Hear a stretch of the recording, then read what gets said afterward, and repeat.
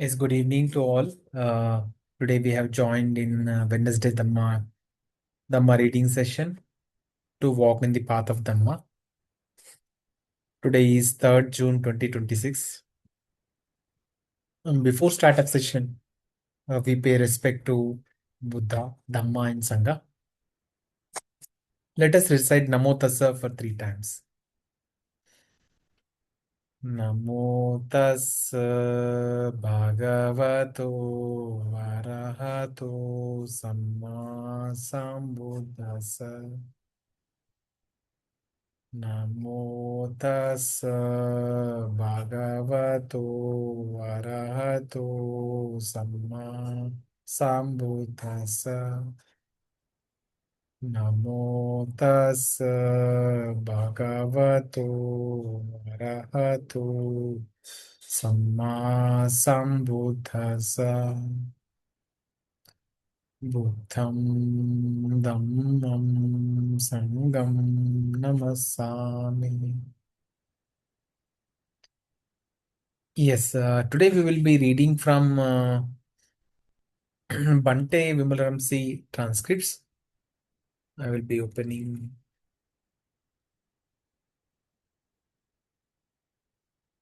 We were reading MN 12, I guess. Yes, MN 12. Yes, MN 12. Transcript 1.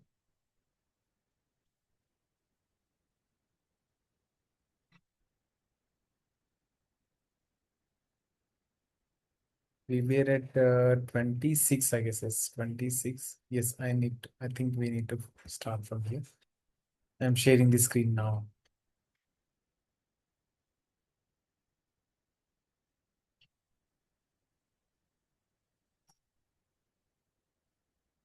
I see no.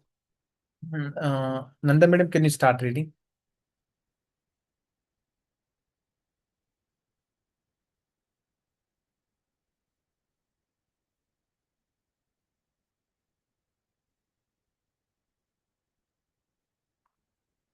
Nanda madam?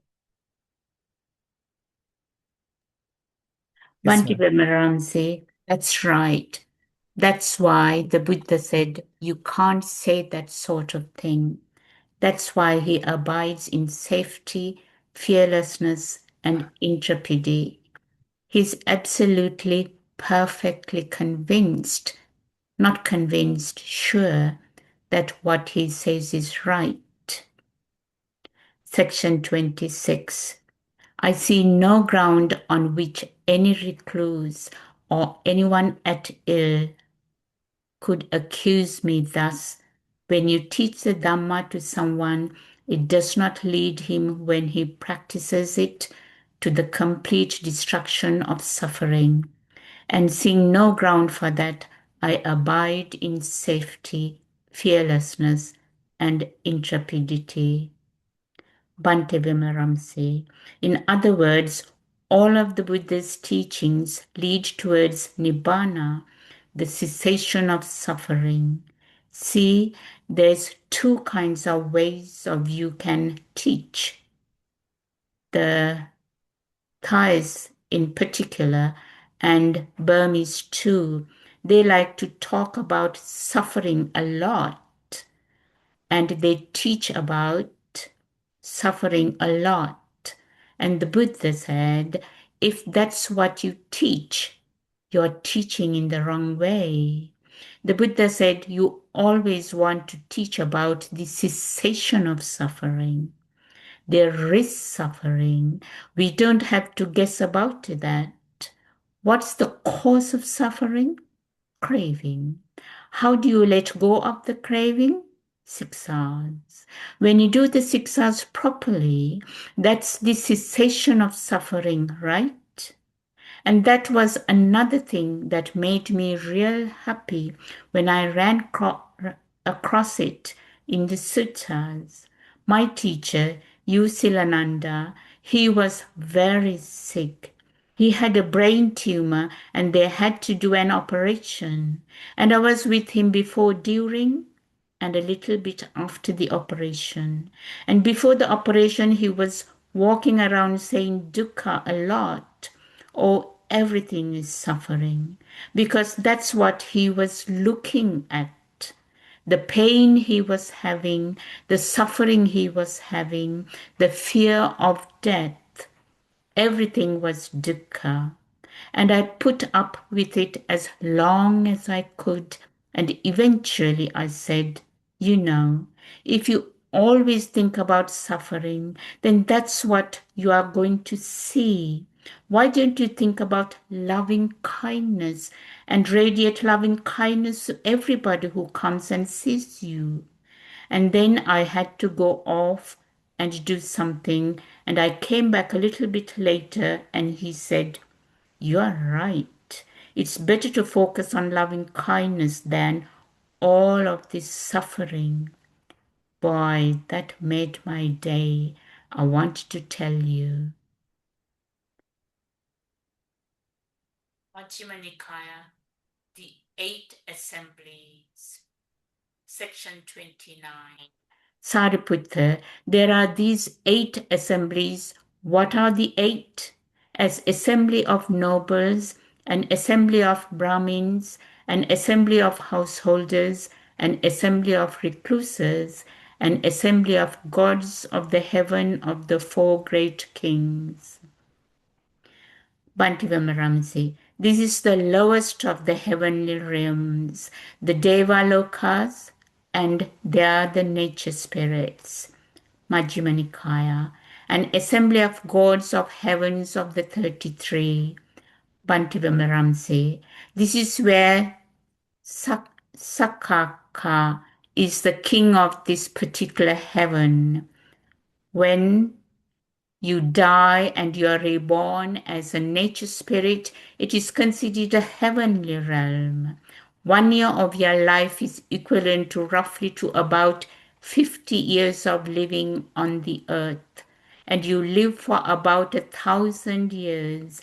So that gives you an idea that these guys hang around for a while. Then you go to the next heavenly realm. That's the realm of 33. 1 day is equivalent to 100 years here, and you live to be a few thousand years old. So if you are reborn in the heavenly realm, you are reborn for long periods of time. And there are 7 Devalokas where you don't necessarily gain the real long periods of time, but you don't do much meditation. These are by your acts of helpfulness and kindness and all of that sort of thing. The wholesome nature. You get into the Brahmalokas. Now you can only get into a Brahmaloka through mental development. Say you just experience getting into the jhana and something appears and you die. You are gonna be reborn in a Brahma Loka. In the low Brahma Loka, it lasts about 1/3 asankhaya. Okay, there's 4 asankhaya. It stops for 1 asankhaya. It contracts for 1 asankhaya. It stops for 1 asankhaya. And this is continually the expansion and contraction of the universe. The only time human beings or any beings at all are alive is when the universe is expanding. When it stops, all life dies. When it contracts, there's no life. You've got a big black hole waiting to explode again. And then life expands again. So you're reborn for 1/3 of an asankhaya, which is a few billion years roughly. When you have developed mastery of the first jhana, which means you can go in and out of the first jhana at will, then when you are reborn, you will be reborn in the Brahmaloka where it lasts for 1 Mahakapa. And that's the 4, okay, in years and asankhaya. And I have no idea whether these are accurate numbers are not. That's what it says in the commentaries. So I use these numbers. It's 10 with 160 zeros behind it. That's how many years in one asankaya. A mahakapa is times 4. So it's 540 zeros behind it. That's a long time. Now, when you're in the Devaloka, you need to eat every day. They are always munching on grapes and other kinds of stuff. If you don't eat, then your fine material body will die from that realm and be reborn somewhere, someplace else according to your karma. When you get to the Brahmalokas, your food is joy. So it's a finer material plane. And say you have mastery of the third jhana, being able to go in and out of the first jhana, second jhana, and third jhana at will. You have that kind of mastery. Then, if you die and you don't go any higher, you will be reborn in a Brahmaloka and it will last for 16 Mahakapas. So, start multiplying 540 zeros times 16 laughs. When you get into the fourth jhana, at last for 500 mahakapas. When you get it in the arupa jhanas, it lasts for thousands of mahakapas. But you don't have a physical body anymore. Strictly a mental realm.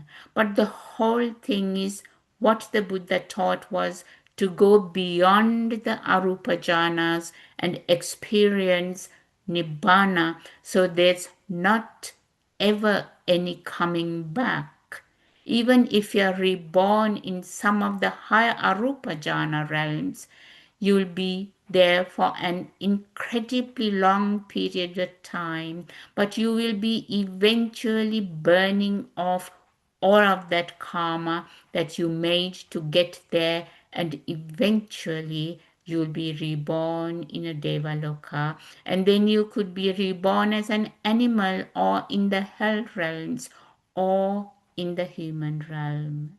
So that's part of the wheel of samsara. And the Buddha told us how to get off the wheel of samsara. And that's what I'm trying to teach you now. Majjhima Nikāya, an assembly of Maras, retinue, an assembly of Brahmas. Possessing these four kinds of intrepidity, the Tathagata approaches and enters these 8 assemblies. Bhante Vimalaramsi. In other words, he can go to the heavenly realms, he can go to the hell realms, he can go and visit wherever he wants. Majjhima Nikāya, section 30. I recall having approached many hundred assemblies of nobles, many hundred assemblies of Brahmins, many hundred assemblies of householders, many hundred assemblies of recluses, many hundred assemblies of gods of the heaven of the great kings, many hundred assemblies of gods of the heaven of the 33, many hundred assemblies of Mara's retinue, many hundred assemblies of Brahma. And formerly I had sat with them there and talked with them and held conversations with them, yet I see no ground for thinking that fear or timidity might come upon me there. And seeing no ground for that, I abide in safety, fearlessness, and intrepidity. Bhante Vimalaramsi. He's stating that it doesn't matter who he's with, his mind's not gonna get excited about it. Basically, what it boils down to. If somebody comes along and they criticize him, he doesn't make his mind shake. He has no hatred, no aversion at all. Majjhima Nikāya, 4 kinds of generation. Section 52. Sariputta, there are these 4 kinds of generation. What are the 4? Egg-born generation, womb-born generation, moisture-born generation, and spontaneous generation. Bhante Vimalaramsi. Egg-born, that's easy. Moisture-born, human beings as well as fish, other things like that. Born in moisture. Womb-born is human being for sure, but it's also animals. And spontaneous born, when you die from this realm, you're spontaneously reborn in another realm, either fine material, coarse material. This is coarse material, what we have here, but you're not reborn as a baby when it's spontaneous birth. You're reborn more or less like a teenager. Majjhima Nikāya, section 33. What is egg-born generation? There are these beings born by breaking out of the shell of an egg. This is called egg-born generation. What is womb-born generation? There are these beings born by breaking out from the caul. This is called womb-born generation. What is moisture-born generation? There are these beings born in a rotten fish, in a rotten corpse, or rotten porridge, in a cesspit, or in a sewer. This is called moisture-born generation. Bhante Vimalaramsi. I've seen other definitions of moisture-born too. This is the gross form. Majjhima Nikāya. What is spontaneous generation? There are gods and denizens of hell and certain human beings and some beings in the lower worlds. This is called spontaneous generation. Section 35. Sariputta, there are these 5 destinations. What are the 5? Hell, the animal realm, the realm of ghosts, human beings, and gods. Section 36. I understand hell and the path and way leading to hell, and I also understand how one who has entered this path will, on the dissolution of the body after death, reappear in a state of deprivation, in an unhappy destination, in perdition, in hell. Bhante Vimalaramsi. Now it's real important to be with people as they are dying because they can have visions that correspond directly to their mental state. If they have anger at the time that they die, they will see hell realms. They'll see fire. If they have greed in their mind, they will be reborn in one of the ghost realms. If they have a lot of confusion in their mind, they will very easily be reborn in the animal realm. And they can have visions of animals and things like that, but that corresponds to confusion in their mind. If they have visions of family members that have died in the past and they see them, then they will be reborn in the human realm. If they see devas floating down on a chariot of some sort, then they'll be reborn in the Devaloka or one of the higher realms. These are real visions that happen with people. I spent a year being around people that died, about one person a week for almost a year, asking them about visions that they had, trying to have them remember times when they did kind things to other people and made them happy. And it was a real interesting experience. I was with one lady in particular. She had cancer in the brain and she was fading fast, and I knew that she was gonna be dying that day. So I went in and started spending time with her. Now, I was in the room with her, but her family didn't know me from Adam. And they came in the room and they were rather incensed that I was there because they wanted to be with her. And I certainly didn't want to cause any problems. So I said goodbye to this lady and I wished her well and shared my merit with her. And I told her to think kindly thoughts and remember kindly past instances so she could have a good rebirth. And I walked out of the room. Now the family was with her for a couple of minutes and she died. I was walking down a hallway, nobody else in the hallway, and somebody came up and tapped me on my shoulder. And I turned around and there was nobody there and I immediately had joy that was just, I was almost floating. It was really, really strong joy. And that to me was her saying goodbye to me and thank you for the help that I'd given her. These kind of things are real and they happen. One of the mistakes that an awful lot of people make is when they go into a room where somebody is in a coma and think that person doesn't know you are there. They know. And if you want to communicate with someone,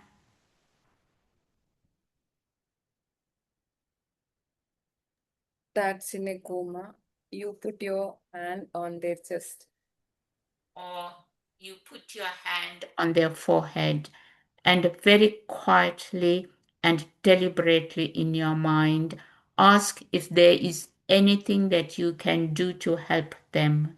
The answer doesn't come right away. Sometimes it takes a little while, but an answer will come. And then you do what they ask, and then they're all happy. And evening and everything is great. But they can hear what you're saying. They don't necessarily have the energy to respond, but they can really hear. And I kind of devoted that whole year to seeing how many I could help to get into the heavenly realms. And it was a great year. It was really amazing anyway. Okay, we'll just take a pause over here. It's really been a long time Nanda Madam was being reading. I think from where I have joined, it's mostly about the different types of births, 4 types of births, and then Bhante says how the state of mind that you carry before you are going to die is, and how it affects the next rebirth that Bhante has also said here. And he has seen many people die and he has helped them to remember the good things that they have done in their own life.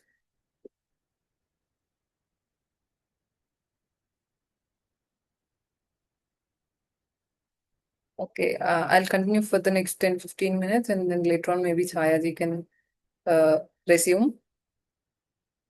Majjhima Nikāya. I think this is a section, previous sections, another section, part 2. I understand the animal realm and the path and way leading to the animal realm. I also understand how one who has entered this path will, on the dissolution of the body after death, reappear in the animal realm. I understand the realm of course and the path and way leading to the realm of course. And I also understand how one who has entered this path, and I also understand how one who has entered this path will, on the dissolution of the body after death, reappears in the realm of course. I understand human beings and the path and way leading to the human world. And I also understand how one who has entered this path will, on the dissolution of the body after death, reappears among human beings. I understand the gods and the path and way leading to the world of the gods. And I also understand how one who has entered this path will, on the dissolution of the body after death, reappear in a happy destination in the heavenly world. I understand Nibbana and the path and way leading to Nibbana. And I also understand how one who has entered this path will, by realizing for himself with direct knowledge, here and now, enter upon and abide in the deliverance of the mind and deliverance by wisdom that are taintless with the destruction of the taints. Section 37, Part 1. By encompassing mind with mind, I understand. A certain person thus, this person so behaves, so conducts himself, has taken such a path that on the dissolution of the body after death, he will reappear in a state of deprivation, in an unhappy destination, in perdition, in hell. And then later on, with the divine eye, which is purified and surpasses the human, I see that on the dissolution of the body after death, he has reappeared in a state of deprivation, in an unhappy destination, in perdition, in hell, and is experiencing exclusively painful, racking, piercing feeling. Suppose there were a charcoal pit deeper than a man's height, full of glowing coals, without flame or smoke. And then a man scorched and exhausted by hot weather, weary, parched, and thirsty, came by a path going in one way and one way only, and directed to that same charcoal pit. Then a man with good sight, on seeing, would say, this person so behaves, so conducts himself, has taken such a path that he will come to this same charcoal pit. And then later on, he sees that he has fallen into that charcoal pit and is experiencing exclusively painful, racking, piercing feeling. So too, by encompassing mind with mind, piercing feelings. By encompassing mind with mind, I understand. A certain person thus, this person, so behaves, so conducts himself, has taken such a path that on the dissolution of the body after death, he will reappear in the animal realm, and then later on, with the divine eye, which is purified and surpasses the human, I see that on the dissolution of the body after death, he has reappeared in the animal realm and is experiencing painful, racking, piercing feelings. Bhante Vimalaramsi. When I was in Burma, there was a lady that was a butcher and she killed pigs for living. She got to be about 55 or so and got really sick, and she was getting close to death.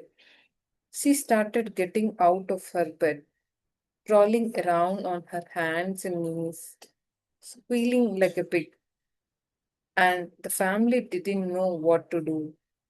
They were really shocked by this, and one of them had the bright idea that they should show her something that she's very familiar with, and that would calm her mind down.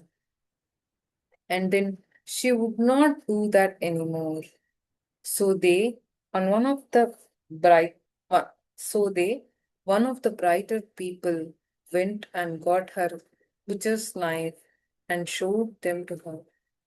And it scared her so much that she died right at that moment. Think she had a happy birth, happy rebirth? Didn't think so. Do not think so. Majjhima Nikāya. Suppose there were a cesspit deeper than a man's height, full of fleet, and then a man, scorched and exhausted by hot weather, weary, parched, and thirsty, came by a path going in one way only, and directed to that same cesspit. Then a man with good sight, on seeing him, would say, "This person so behaves that he will come to this same cesspit." And then later on, he sees that he has fallen into that cesspit and is experiencing painful, racking, piercing feelings. So too, by encompassing mind with mind, piercing feelings. Section 39, Part 3. By encompassing mind with mind, I understand a certain person thus. This person so behaves, so conducts himself, has taken such a path that on the dissolution of the body after death, he will reappear in the realm of cause. And then later on, I see that he has reappeared in the realm of cause and is experiencing much painful feeling. Suppose there were a tree growing on uneven ground with scanty foliage, casting a dappled shadow, and then a man, scorched and exhausted by hot weather, weary, parched, and thirsty, came by a path going in one way only, and directed to that same tree. Then a man with good sight, on seeing him, would say, "This person so behaves that he will come to this same tree." And then later on, he sees that he is sitting or lying in the shade of that tree, experiencing much painful feeling. So too, by encompassing mind with mind, much painful feeling. Bhante Vimalaramsi. One of the traditions in Buddhism is on the anniversary of your friend's or your parents' death, you come to the monastery and you offer food and requisites to the monks. And it's not a personal gift, it is a gift. And with that, you are giving the merit of that gift to your departed ones. Now, they have this place that's called the Hungry Ghost Realms. And these guys are really hungry because their mouth is about the size of a pinhole and they can't get any food in it. They can't get any drink. If your parents, for whatever reason, or your friends, for whatever reason, is reborn in that realm, on the anniversary of their death, when you give this offering to the Sangha, and then give the merit of that to the departed person, if they are in that hungry ghost realms, all of a sudden they will be able to eat and drink and have clothing. So it's a tradition that every year that you do that. Now, if that's not a Sangha around, there's not a Sangha around, and you want to do that, you can offer it to a Buddha image by just putting it in front of the Buddha image, but thinking that you are offering to the entire Sangha, and that thought is strong enough that the benefit will go to the departed one. So that's one of the duties of the children towards their parents. You are supposed to do that. Now, If they were reborn in the heavenly realm, oh, they would have a party every time you do that. They get really happy and get all kinds of good stuff. That's really nice. Chayaji, would you like to read from here? Yes, I can read. Am Yes. I clearly or am I Yes, loud you're enough? audible. Yes. Majjhima Nikāya 40. By encompassing mind with mind, I understand a certain person thus. The person so behaves, so conducts himself, has taken such a path that on the dissolution of the body, after death, he will reappear among human beings, and then later on, I see that he has reappeared among human beings and is experiencing much pleasant feelings. Suppose there were a tree growing on even ground with thick foliage casting a deep shade, and then a man scorched and exhausted by hot weather, weary, parched, and thirsty, came by a path going in one way only and directed to that same tree. Then a man with good sight, on seeing him, would say, this person so behaves that he will come to this same tree, and then later on he sees that he is sitting or lying in the shade of that tree, experiencing much pleasant feeling. So too, by encompassing mind with mind, much pleasant feeling. 41. By encompassing mind with mind, I understand a certain person thus. This person so behaves, so conducts himself, has taken such a path that on the dissolution of the body, after death, he will reappear in a happy destination in the heavenly world. And then later on, I see that he has reappeared in a happy destination in the heavenly world and is experiencing exclusively pleasant feelings. Bhante Vimalaramsi. That's the advantage of being in the Deva Lokas. It's a happy place. They are singing and dancing and having fun and munching on these grapes all the time. How do you? They appear and they are really tasty too. Bhante Vimalaramsi. They are really tasty. That's another story about it. I think it was Anuruddha. He was born as a prince and he was a young man. He liked to gamble. And one day he was playing with his friends and he gambled a cake and he lost. So he sent his servant to his mother and she gave him a cake and he came back and paid off the debt. And he kept on going and he kept on losing. And before long, she didn't have any more cakes.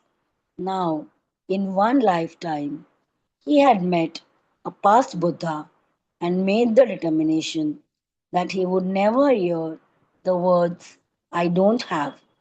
So he lost again. Said the servant, sent the servant to get the cake. The mother said, I don't have any cake. And she just put a lid on the platter and took it back. And the Devas, because he made that wish, they produced a cake. And when they opened it up, I mean, it was the most fragrant smelling cake, and everybody started munching on it. And it was the best tasting cake they had ever run across. So Anuruddha pops up and he runs to his mother and he says, you don't love me. And she said, why do you say that? And he said, well, you've never given me any of the I don't have cakes before. I only want this kind of cake from now on.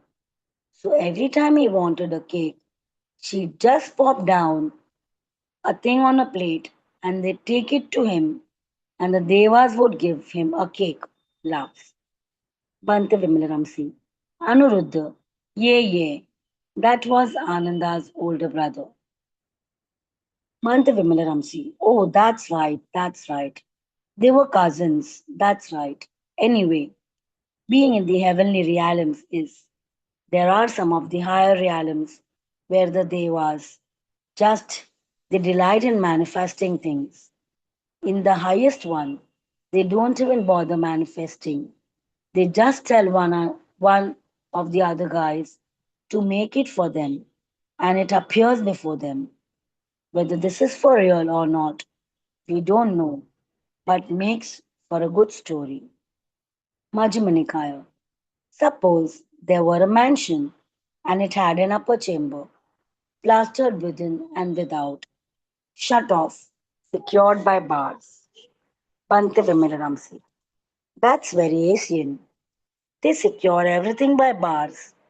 Bars over the windows, bars over the doors. Drives me crazy. We don't even lock the doors here. Why would we put bars on everything?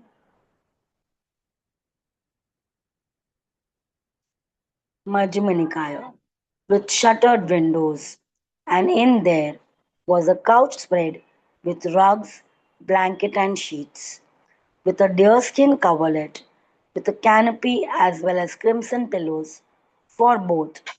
And then a man, scratched and exhausted by hot weather, weary, parched, and thirsty, came by a path going in one way only and directed to that same mansion.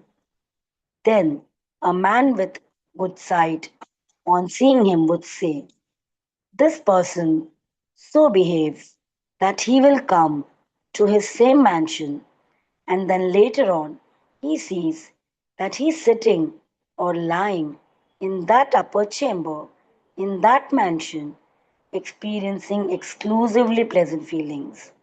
So too, by encompassing mind with mind, exclusively pleasant feelings. 42. By encompassing mind with mind, I understand a certain person thus. This person so behaves, so conducts himself, has taken such a path that by realizing for himself with direct knowledge, he here and now will enter upon and abide in the deliverance of mind and deliverance by wisdom that are taintless with the destruction of the taints.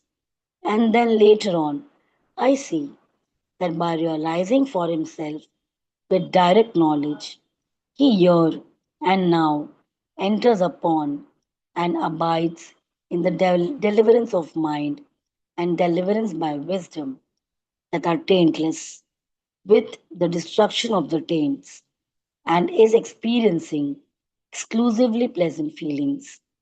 Suppose there was a pond with clean, agreeable, cool water, transparent, with smooth banks, delightful, and nearby a dense wood. And then a man scorched and exhausted by hot weather, weary, parched, and thirsty, came by a path going in one way towards that same pond. Then a man with good sight, on seeing him, would say, this person so behaves that he will come to this same pond, and then later on he sees that he has plunged into the pond, bathed, drunk, and relieved all his distress, fatigue, and fever, and has come out again and is sitting or lying in the wood, experiencing exclusively pleasant feelings. So too, by encompassing mind with mind, exclusively pleasant feelings, these are the five destinations. Sariputta, when I know and see thus, should anyone say of me, the recluse Gautama does not have any superhuman states, any distinction in knowledge and vision worthy of the noble ones. The recluse Gautama teaches a Dhamma hammered out by reasoning, following his own line of inquiry as it occurs to him, unless he abandons that assertion and that state of mind and relinquishes that view, then as surely as if he had been carried off and put there, he will wind up in hell, just as a bhikkhu, possessed of virtue, collectedness, and wisdom, would hear, and now enjoy final knowledge. So it will happen in this case, I say, that unless he abandons that assertion. Bhante Vimalaramsi. Okay, we are going to stop and do the rest of this sutta with the Bodhisattva's austerities tomorrow. I got carried away talking. Too many stories. Not any answers. Seems like everything now. Sees here and now, doesn't it? Students, to these different heavens here and now. Bhante Vimalaramsi. You can go to these different heavens here and now, depending on your mental development and how you develop your mind. I teach people how to remember past lifetimes and how to go to these other realms. There is real advantage to doing that. You lose any doubt at all in the workings of the karma and you see it in your own past lifetimes and how that karma manifests. And you see it in other beings when they tell you their story. Students, I believe in karma I have. Bhante Vimalaramsi. Well, but your version will change once you see the way it actually is. But there is a great advantage to doing this. And this kind of meditation is called the Tivijja meditation. It's the super knowledge. There's three of them. You can only start on this path after you have good control of being at least in the fourth jhana. It's for real. And I tell a lot of people this, but not too many people really go and follow it all the way through. But this is the fast track to Nibbana. Once you get to the fourth jhana, there's three different paths once you get to the fourth jhana that you can take. The one that almost everybody does is by going through all the arupa jhanas. Experience the cessation of perception and feeling, seeing dependent origination, and experiencing nibbana. A person that is very sensitive to feeling, after they get into the fourth jhana, they naturally start developing psychic abilities, like he was talking about. And you hear knowing other people's mind, using the divine eye, all of that. But the last super knowledge is the cessation of perception and feeling, seeing dependent origination, and attaining Nibbana. The way the Buddha attained Nibbana was by going to the fourth jhana. Then he started remembering his past lifetimes and he started seeing the arising and the passing away of beings. And he experienced the cessation of perception and feeling, dependent origination. And you see dependent origination in the past lifetimes, and you see dependent origination, seeing in other beings arising and passing away. You see that, and then the experience of Nibbana occurs. That's three ways it happens, three paths. So they are talking about here and now in these kind of experiences. They are just talking about different kinds of paths, okay?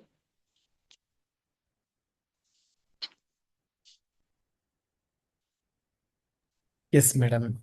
It is really nice to read about these things. Really, how when we started this discussion today, Bante was emphasizing how the past lives are and how long these lives are. Really, it is very fascinating. Like it is very interesting too. Like one day of Devaloka is sometimes one of the Devaloka is 50 years here, and one day there is here 100 years. It's very, very long period of time, really to say. And the munching of grapes, particularly, it was mentioned. Really very interesting. What do you say, Chaya madam and Nanda madam?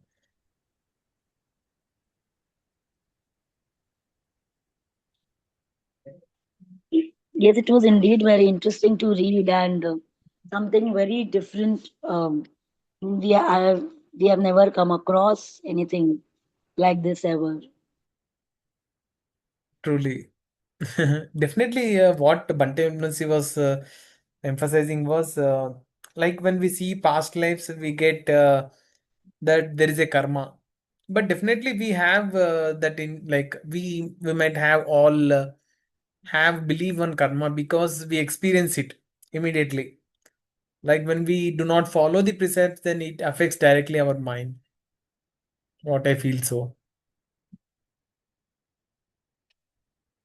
Yeah. And even about the food that was mentioned Huh. on the death anniversary, that was really Huh.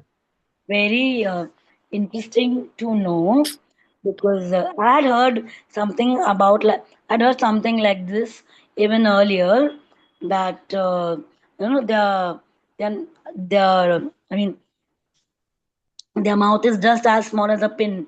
So I had heard and it just reoccurred here. So I said, yeah, it has been written here and it really makes, it must be really true. Yes, I too heard about this thing. Like the people who are staying in ghost like lower realm, basically the offerings which we make will make them to uplift and come to the human realm. It seems I listened in one of the Dhamma talk.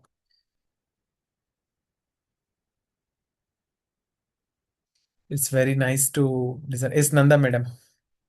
Yes, in Sri Lanka, most of the people offer dana and requisites to the monastics on the death anniversary of their, especially parents and their sisters and brothers and close relatives and even neighbors and friends and that kind of a thing. It's regularly done every year. So it is very popular and it's a very, very nice thing to do. And also, I've been a number of times to Amaravati Temple in the UK, in I think maybe it's Hertfordshire, and that's a Thai Theravada tradition temple. And every time I've gone there, somebody is offering the dana to the monastics for the same reason. So whatever happens, it is, I personally think it is a very nice thing to do to remember our loved ones and offer that generosity. It is a very peaceful, uplifting, joyful thing to do. I'm very happy to read Bhante Vimalaramsi, what he says. Yes, thank you very much. Madam, madam, you often visit Amravati Monastery, madam. Yes, I used to. Um, uh, Up until Twim UK was set up. Okay, Before okay. that, I used to go there, Okay. yes.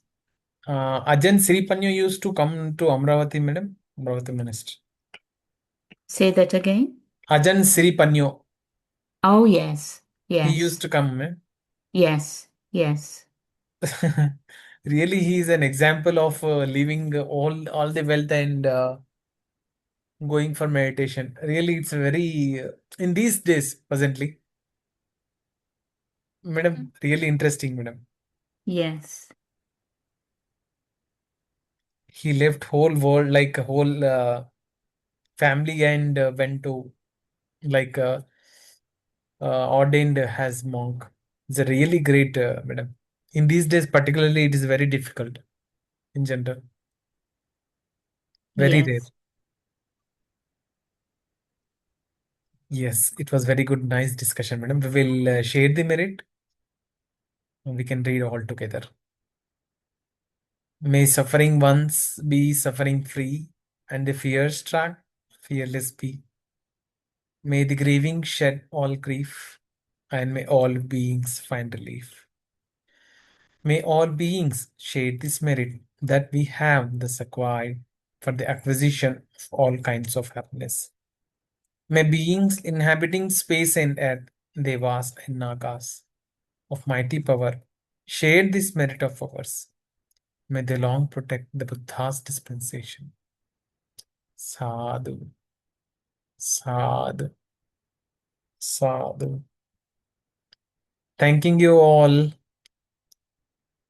and wishing all happiness and peace.